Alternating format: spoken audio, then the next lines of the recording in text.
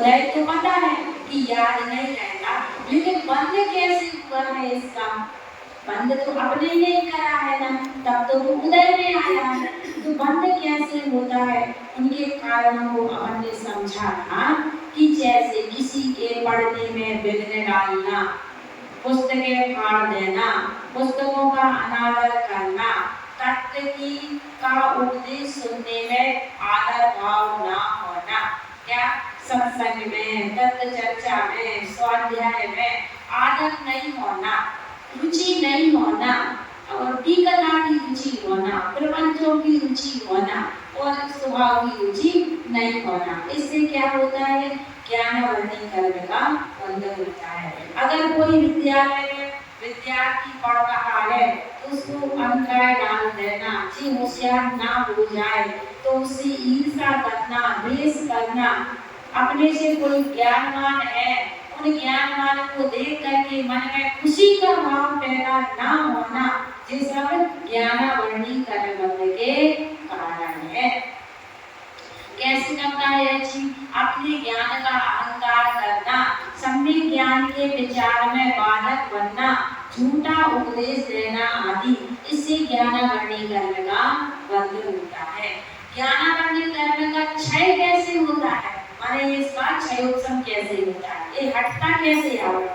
अगर कोई व्यक्ति की बुद्धि मंद है तो अगर हम क्या करें? स्वाध्याय करें, है ना, ज्ञान दान दें, विद्यालय खुलवाए, कोई बच्चा पढ़ने में होशियार है या उसकी सहायता करना, उनको पुस्तकों की व्यवस्था कर देना, शास्त्र छपवाना, जिनवाणी की विनय करना, वैयावृत्ति करना, अपने अंदर में जिन्हें परमात्मा के वचनों की जिनवाणी का आदर होना, सम्मान होना, रुचि होना, ये सब ज्ञानवर्णी क्षय के कारण है।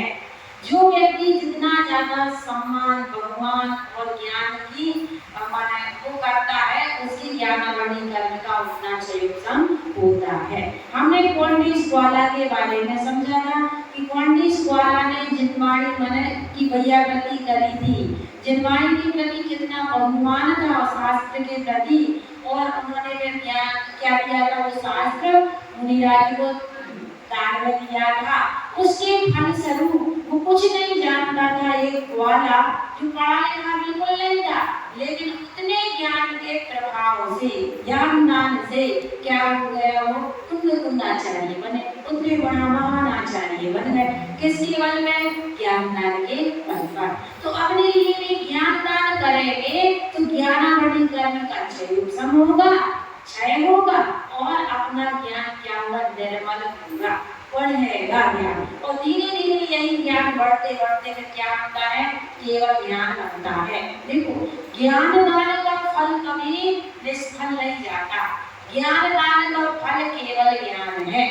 अब ज्ञान दान भैया कैसे ज्ञान दान देना कि हमारे पास तो बुद्धि नहीं? अगर आप पाठशाला पढ़ा रहे हैं तो ये सबसे बड़ा ज्ञान दान है।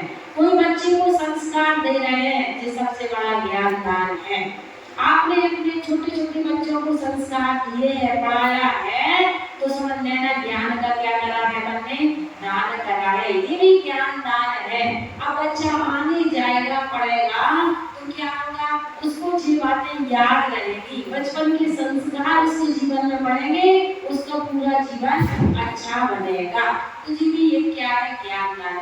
जैसे पाठशाला में बच्चे पढ़ रहे हैं या पाठशाला आ रहे हैं, या तो हम उनके लिए अगर थोड़ी सी भी गिफ्ट दे देते हैं तो उनको क्या लगता है?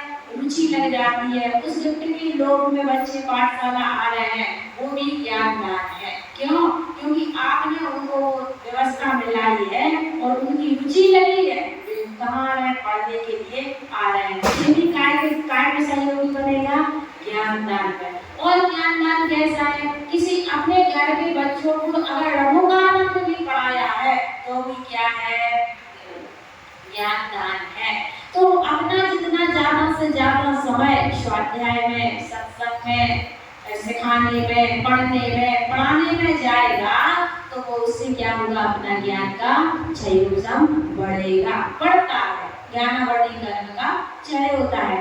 और अगर हम अपने स्वाध्याय नहीं करके और क्या करेंगे, जो कारण बताए ना, अंतराल डालेंगे तो उससे ज्ञानावृद्धि करने का बंधन होता है। तो अपन छोटी छोटी सी चीजों से बचें जिसमें हमें ज्ञान पर आवरण आए, तो ऐसे काम हमें नहीं करना है, ऐसे परिणाम हमें नहीं करना है जिससे हमें ऐसे ज्ञानावरण आदि करने का